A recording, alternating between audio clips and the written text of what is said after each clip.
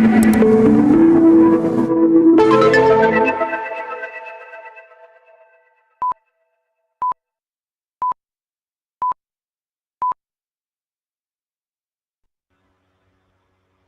Tezos Nation. Welcome to another edition of TezTalks Live. I'm Stu from the Tezos Commons. Joining me today is George Basiladze, co-founder of Wert.io. Wert.io, for those who might not know, is the NFT and DeFi payment module streamlining and simplifying consumer payment processes in the blockchain industry. The Wert.io team has partnered with the Tezos Foundation to enable seamless fiat and credit card transactions of Tezos-based assets and bring new users into the Tezos ecosystem at scale. On today's stream, George will be demoing the Wert-enabled purchase of a Dogami dog, and will be giving away that very dog to one of our lucky viewers. If you'd like that lucky viewer to be you, keep an ear out for a keyword later on during the stream. And of course, if you have any questions for George that you'd like me to ask, please have them in the chat at any time, and we'll get to as many as we can before we wrap up. Hi, George. How are things in the UK? Hi, pretty good, thank you. Weather is not so good, but that's something very usual. Classic UK, right? Yeah. It's yesterday it was snowing, now it's raining, so kind of a thing. Well, you'll fit right in the UK as long as you keep talking about the weather. They love that there.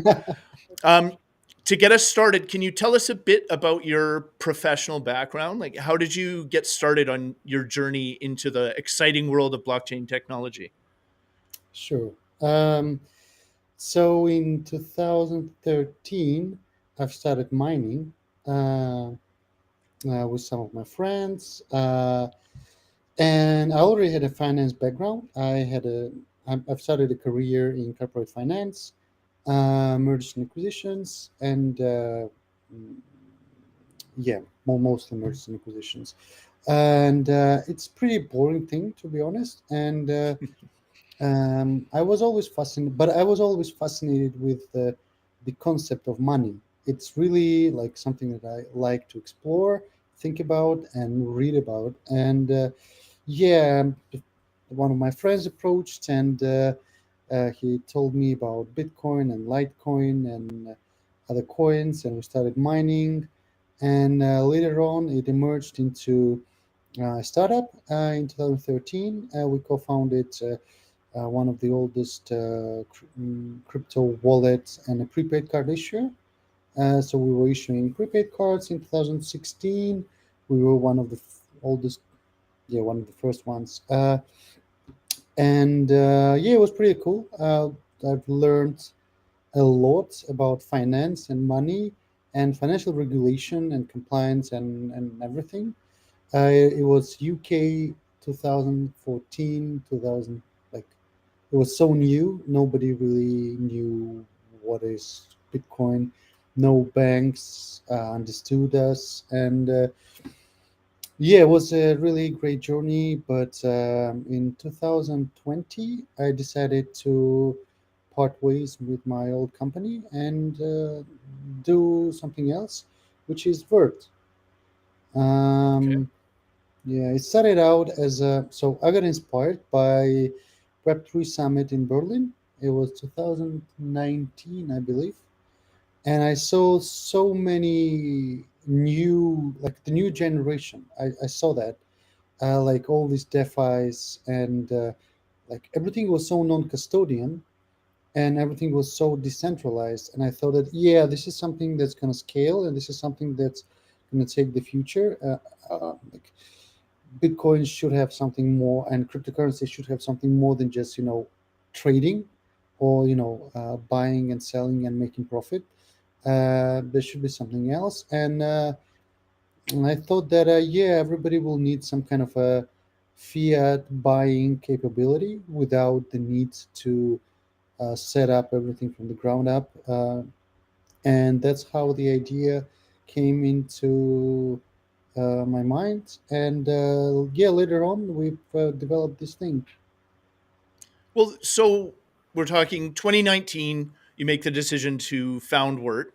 Um, can you talk a little bit more about how, like, as the co-founder of Wert, like, how would you describe what Wert is, and what is your sort of overall vision for what this project will become?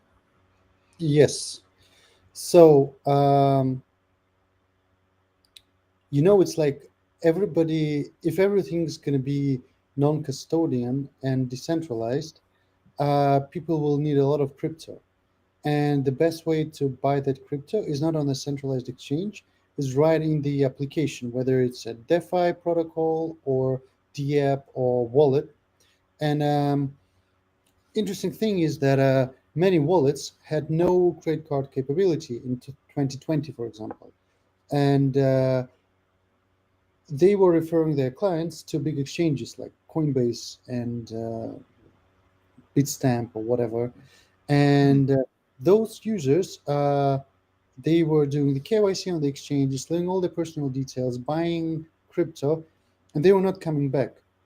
So Yeah. all those apps and all those wallets, they were relying on monopolies, on user onboarding, and we thought that if you give them credit card purchasing or fiat purchasing as a service that can be embedded into the application, into the D app or wallet, and work independently. This will give all those users, all those wallets and developers independence. So Hmm. it was the whole idea to make to help them onboard the users without third parties, without directing users somewhere else. Hmm.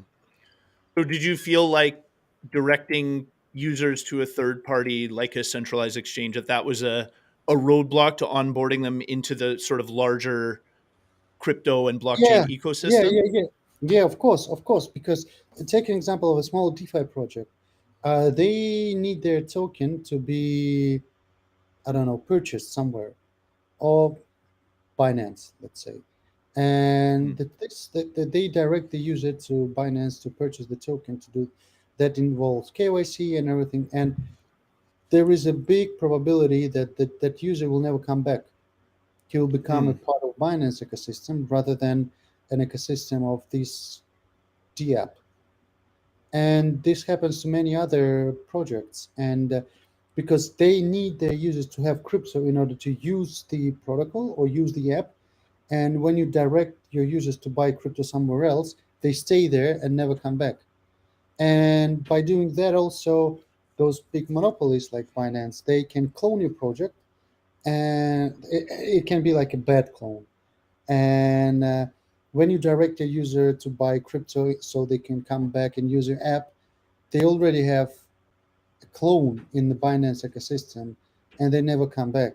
And it's kind of like Hmm. preventing from growth. I mean, you create a great service, you create a great application on, I don't know, a wallet or whatever, and you need your users to own crypto in order to use the wallet.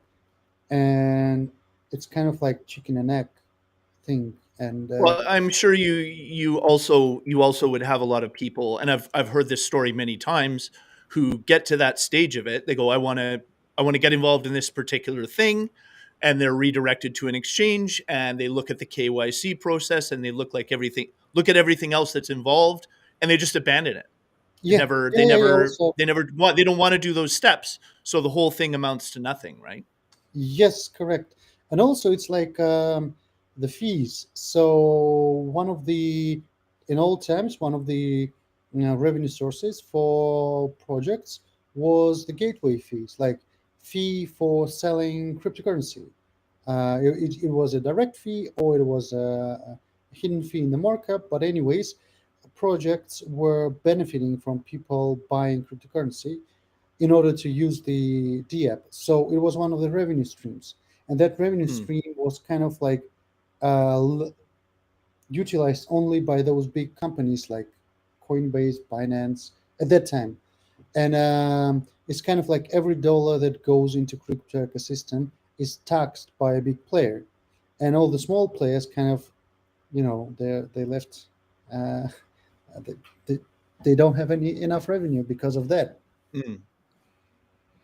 So can you talk a little bit about how exactly the Wert interface and the Wert platform removes those roadblocks to entry?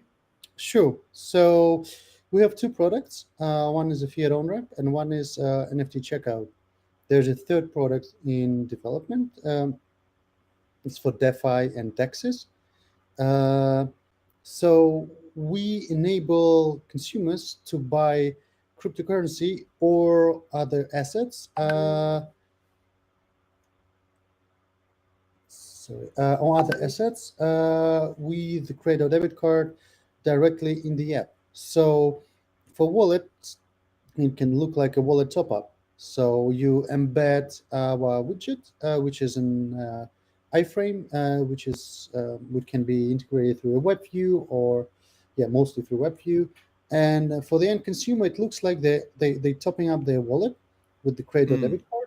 But on the back end, they are buying crypto from Vert, and that crypto is instantly deposited to the wallet where the transaction takes place,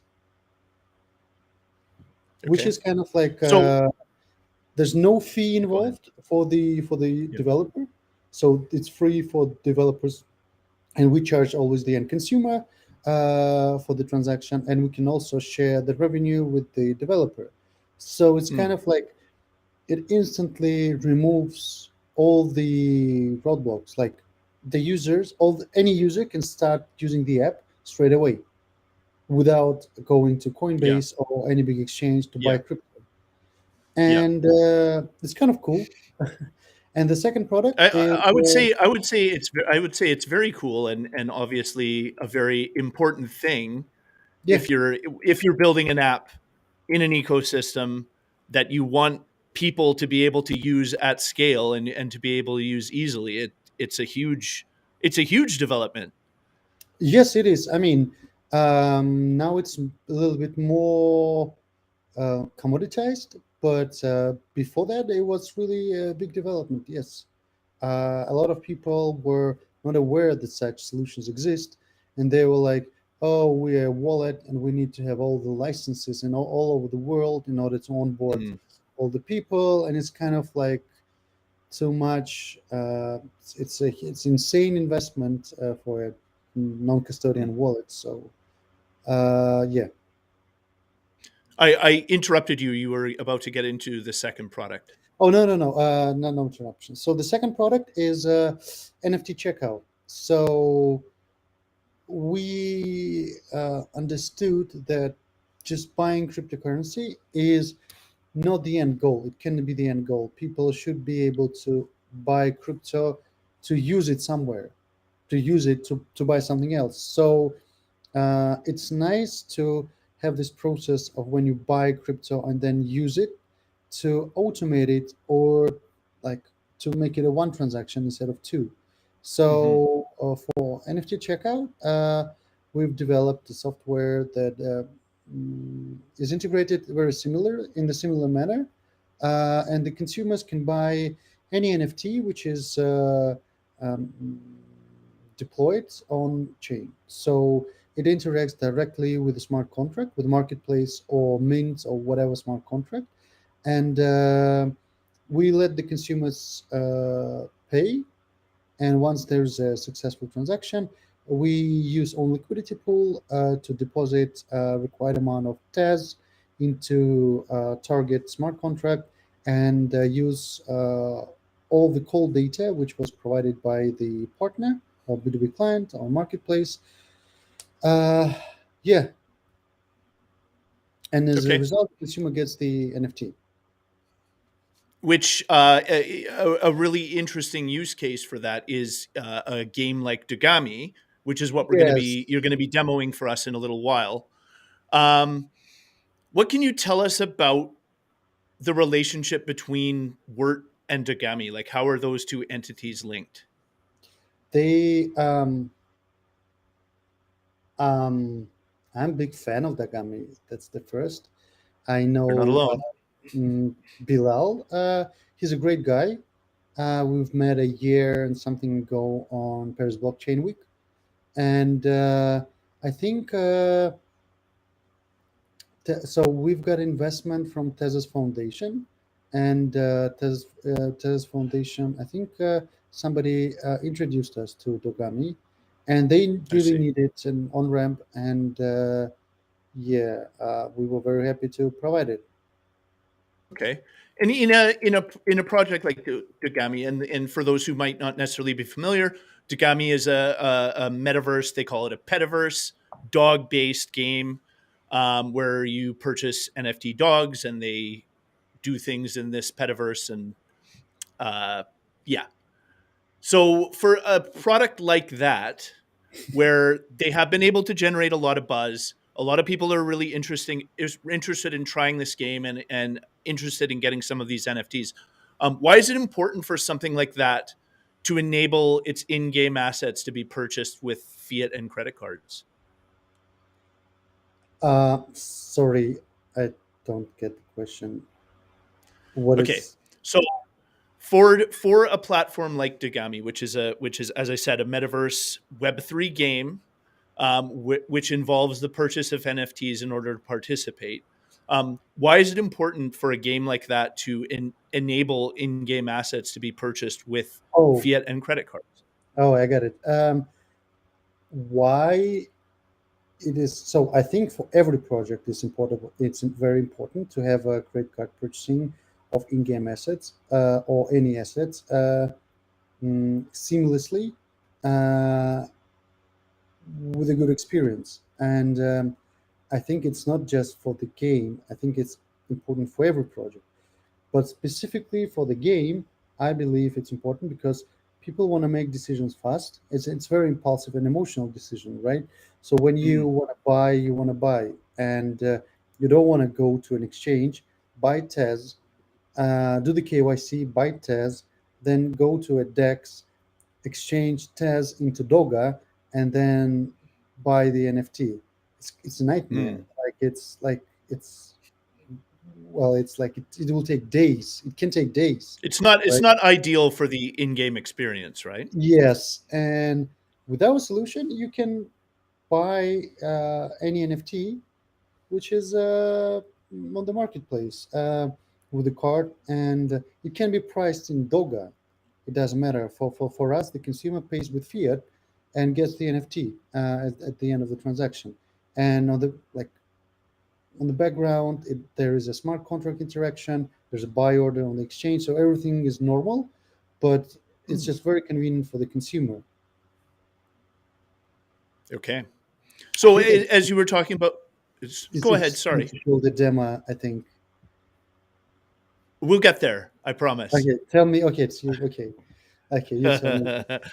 But you mentioned a moment ago. I just wanted to follow up on it a bit. That Wert has been working closely with the Tezos Foundation to bring this module to the Tezos ecosystem. Can you talk a bit about the relationship between Wert and the TF and how that has evolved? Yes, sure. So we were big. I personally was a big fan of Tezos long, long time ago. I have my old buddies from Baking Bed, TZKT, and Atomics. I know they Mm, personally, not for work, and they were talking all the time about Tezos. And when I started Vert, in my previous company, I was not able to support Tezos by enabling Tezos wallets and buying Tezos and everything because of uh, many reasons. So I thought, yeah, now I should definitely support Tezos, and we did that in 2021 for the on mm, ramp, and it was installed in Atomics and TZKT and some other guys and some other smaller projects. And later on, I've been introduced to the chat, the Slack test dev chat, and through some introductions, the guys asked me out of from Tezos Foundation, can you replicate what we have right with NFT checkout on Tezos? mm. And we did that in 3 weeks. So it was a big Okay. win for the ecosystem. We even managed to do. Um, we even managed to develop not just native token Tez going into the smart contract, but FAE 1.2 and 2.0 tokens. So we were managing spend and like allow and spend transaction in one batch. So it's kind of cool. Nobody supports that. So Yeah. yeah, and later on we were raising our first round, and I've pitched this investment to Tezos Foundation, and Hmm. they were so kind that they've not approved, they pledged to be co-investors if we found the lead investor, if we find the right amount of money and everything. So at the end of the day, we found the lead investor. We've managed to close the round, and they've invested, and we were happy about it. Very cool. So it's an So equity. in It's an those, equity investment. It's not a token investment. So yeah. they have shares in Vert, which is like a normal Okay.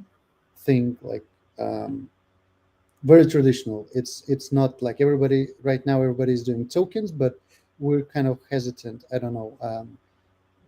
It's a fintech, and it's better to do traditional.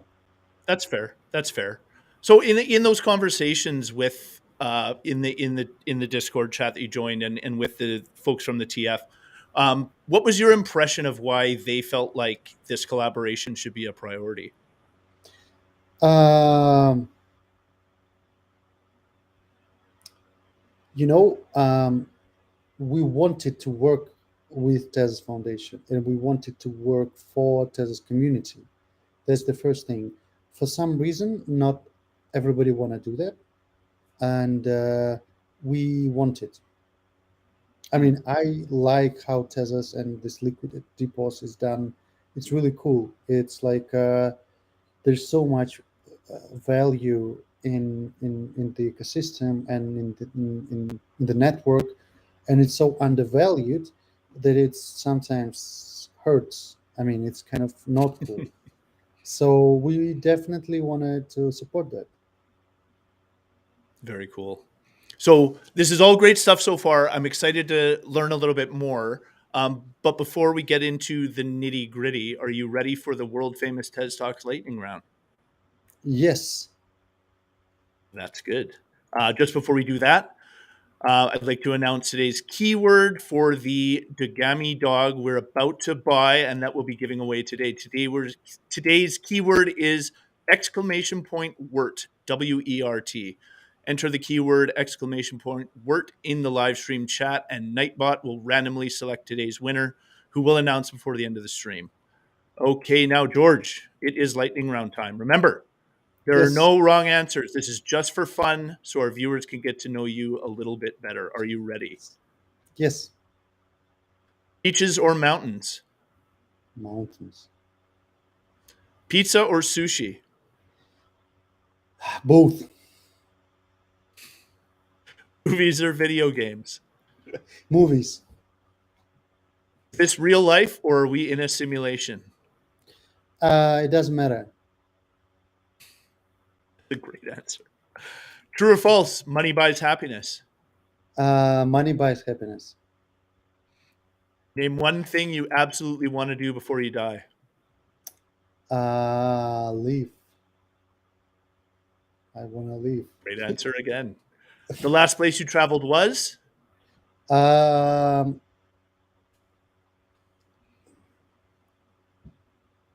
Paris. Okay. Does it count? In five, yeah, that counts, of Mhm. course. One of the great cities of the world. In 5 words or less, how would your best friend describe you? Um, Anxious, nervous, always working. Wow. Okay. And finally, what is your favorite thing to do on a rainy day? Stay at home. Very nice. Excellent answers. This concludes the TED Talks lightning round. Now let's go ahead and do that demo. Yeah. Also, what I wanted to do as well is let me share the screen. Okay. Um, is it possible? Yeah, it's possible. Yeah. So what I wanted to do is to show some to show. Do you see my screen now? Right? I do. Yes. Yeah. Yes. So this is So this is Dogami.com for yeah, anybody watching at home. I also wanna. So there's a lot of people asking how to set up a proper Web3 project. I mean, not the essence of the project, rather than how to set the purchasing, how to set up Mm, wallets, how to do everything right in order not to compromise. So yeah. while I'm doing the demo, I will also show some good things about Dogami and showcase best practices. Sounds great. Yeah, so this is Dogami. They have a must marketplace where you can buy docs. Those are all NFTs.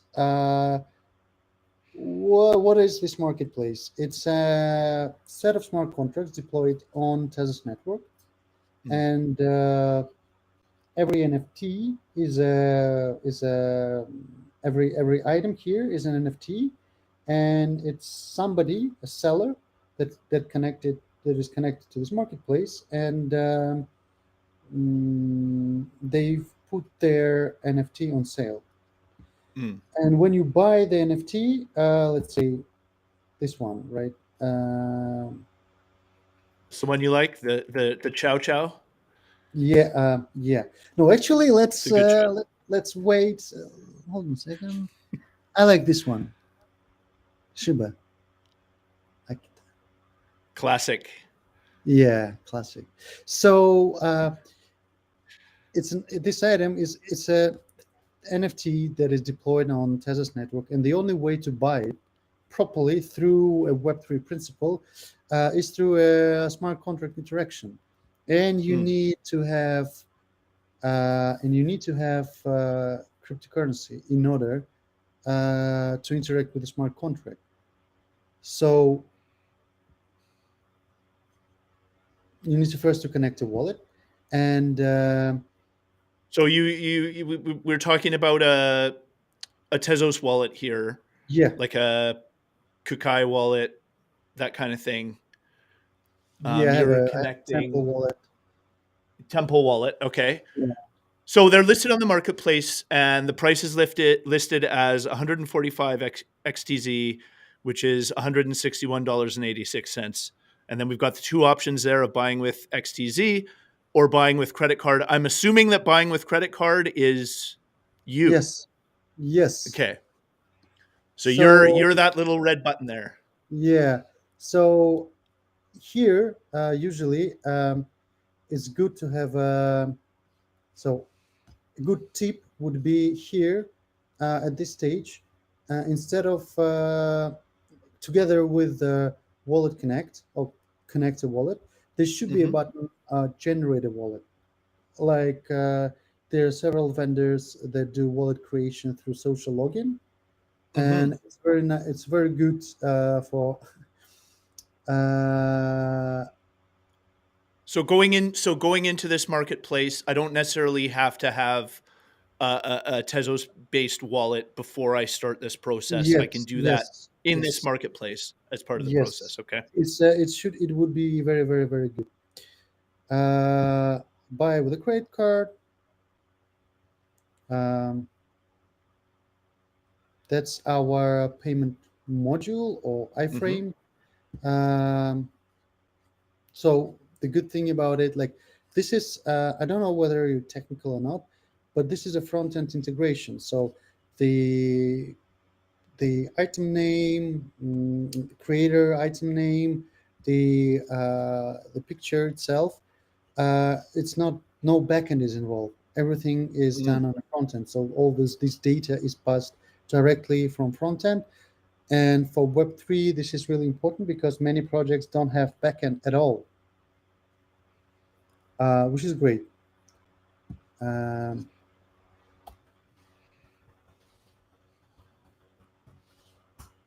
Hopefully, that's not sensitive info. No, it's that's the phone number. It's All not right. very sensitive. So it sent you a code to Yeah, confirm that's to use your for credit the card to make the purchase. yes. So Now you're my ready to go. yeah. So I have a profile already set up, but Yep. for a new profile, you just enter your credit card details before, and that includes credit card like credit card number, first name, last name, and such things. There's no for NFT purchasing. There's no KYC process, so there's no Mm, documents upload or whatever. Still, we perform some kind of a whitelist check, we call it. So we screen against sanctions and some other regulatory databases, but mm. there's no document upload needed, which is great. And yes, I click confirm and pay. Um, this should be an iframe. Yeah. Yeah, this is always a This is moment. the folks at Visa doing their work, right? Earning their Yeah, yeah, yeah, 3%. yeah, yeah, yeah, yeah, yeah, kind of. So this is 3DS by my bank. Um, this is not sensitive because it's one time. We don't have Yep. any Yep. control over here. Um,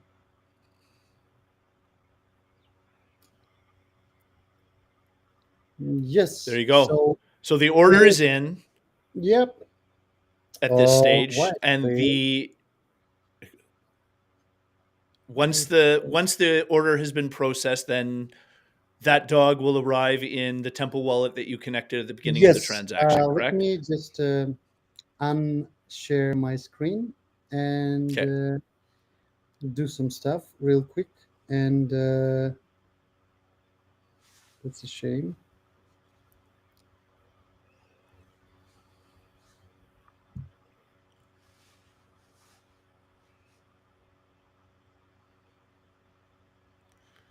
This is the part when you're typing in the stuff that you don't want the entire world to see. Yes. Fair enough.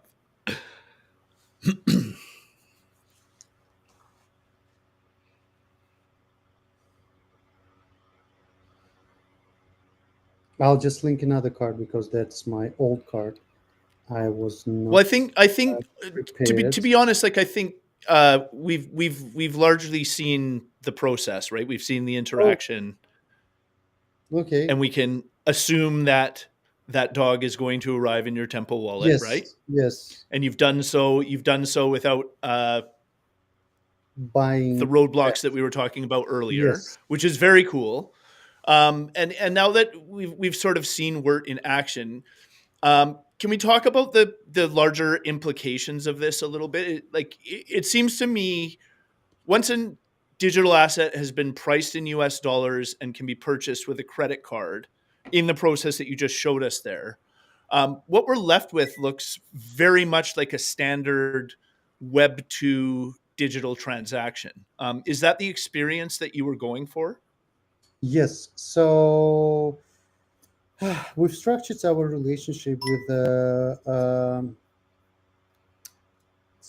something is wrong with my computer.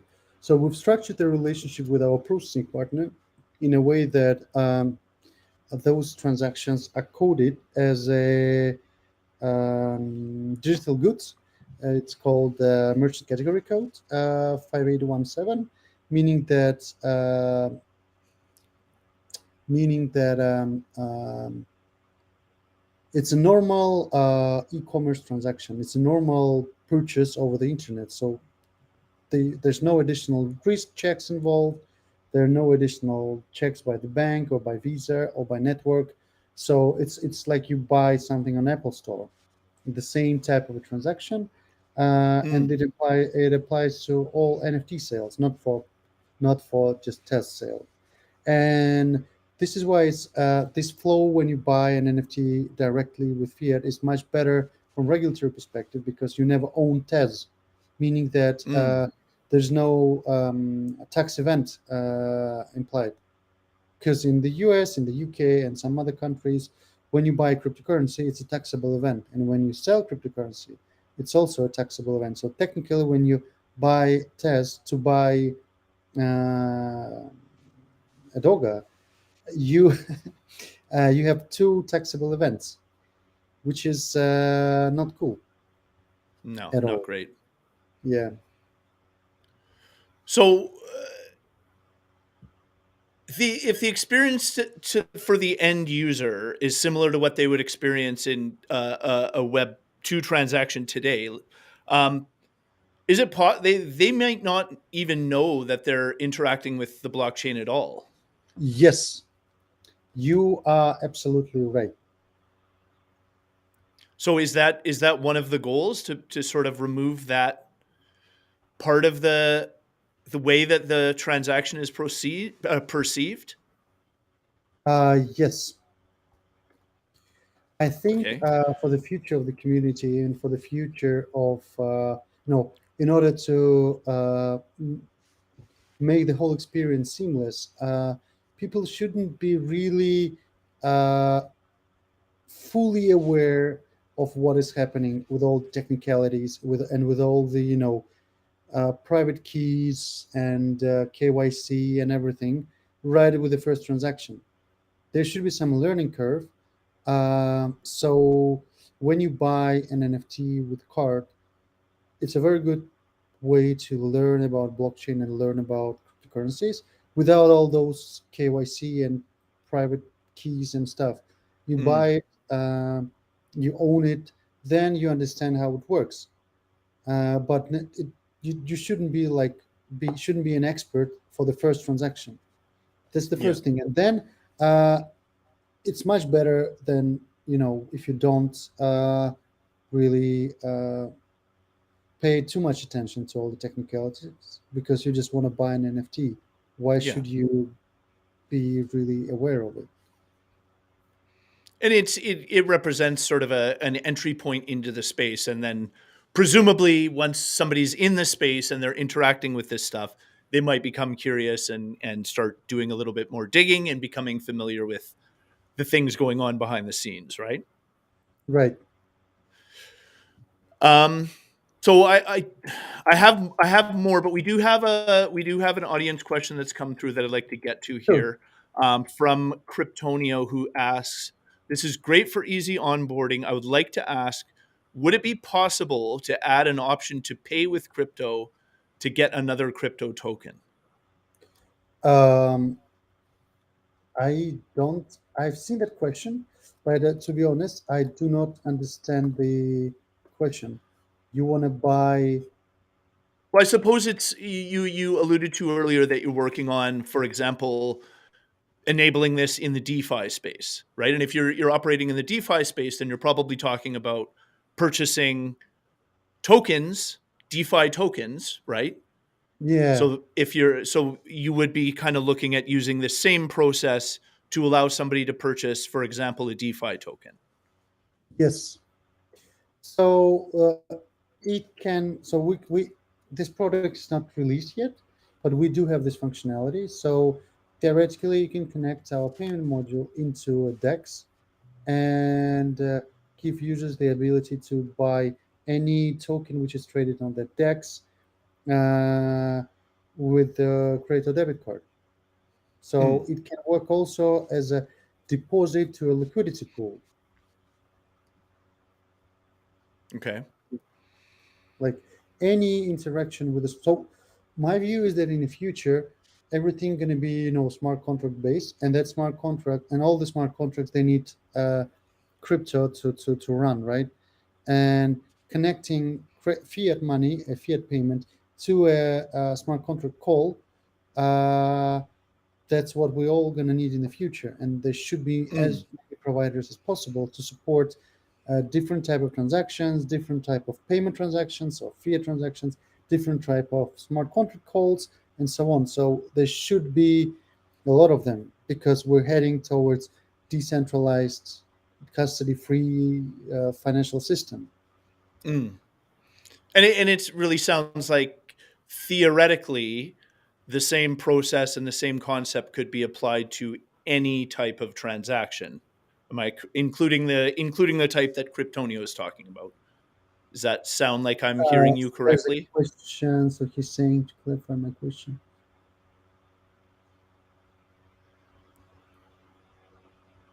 Oh, oh, I see the question. That's a very good suggestion, actually. Sorry, which are you responding to? Is this the one about He's converting? asking me, like converting ETH into Tez in order to buy the NFT. That's a very good suggestion. Okay. So final one from me. Final one from me. How did your team land on the name Wert for this project? Oh, this is a very good question. So we have a second co-founder, and she came up with the name. But Wert is a German word for value, and and you know it's a central thing in Karl Marx alternative economy theory. Like everything, like all this, so like everything that relates to Karl Marx is about value and worth, and how Mm. there are different types of values, and the link between the value, the price, the exchange value, and everything is very important and very interesting. And I think all this crypto world is about exploration of of those links between currency, money, paper money, fiat money, crypto money, how it's all connected, and Mm. how we should use it like normal people in a normal world. And this is very interesting. Well, it's certainly the goal, right? Yeah. Obviously, like I would love to explore those ideas a little bit deeper with you, but unfortunately, we're running really short on time here. And before we close off, I need to announce the winner of the fabulous Dogami dog we're giving away today. Today's winner is OG Buddha. Congratulations, OG Buddha. To claim your prize, just email us at social@tezoscommons.org. We'll request a screenshot for verification that you're the account owner and get your shiny new dog over to you just as quick as we can. For those who missed out today, we remind you that there are awesome giveaways to be found frequently here on the TezTalks live stream, so keep tuning in. If you'd like to get in touch with us, our social media contacts can be found at tezoscommons.org/TezTalks. We'd love to hear from you. George, thanks so much for joining us today. It's always awesome to speak to the folks, smoothing out the bumps in the road here in the Tezos ecosystem and keeping Thank you. Tezos at the forefront of the Web3 revolution. Is there anything else you'd like to add or plug before we sign off here?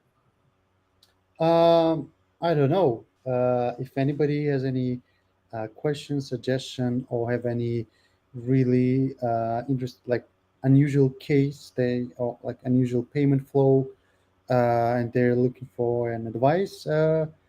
Please ping me. I'm in TestDev Slack channel and Slack space, so available there. Well, it certainly seems like an application that a lot of people who are building things in the Yes, space might be very interested in. definitely, So definitely. that's good. That's good to get that out there. That's where they can get a hold of you.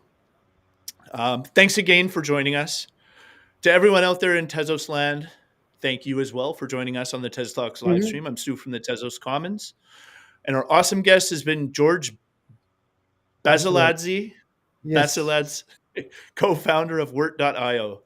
Now let's go onboard the masses. Yeah.